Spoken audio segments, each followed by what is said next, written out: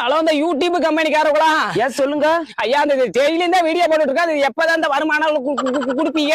வீட்டுல விளக்கமா தடி வாங்க முடியல சார். 3 மாசத்துல 10 மில்லியன் வியூஸ் போனாதான் சார் வருமானம் கொடுப்போம். ஐயா. அது 3 மாசமா முக்கினாலும் இது 3 மில்லியன் போக மாட்டேங்குது. 10 மில்லியன் எங்க போடுறது? டீச்சர் அளவுக்குனாலும் போட்டு விடுங்க. இல்ல சார், 10 மில்லியன் வியூஸ் போனாதான் கொடுப்போம். ஐயா சாமி, கோச்சுக்காதீங்க.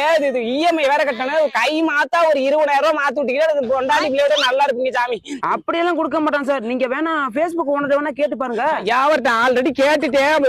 மகளுக்கு ஏதோ திரட்டி வச்சிருந்தாரா, அது கையில இருந்த காசு போனா செலவாயிருக்குன்னு நீங்க மனசு வச்சா பண்ணலாம் சாமி. பண்ணுங்க.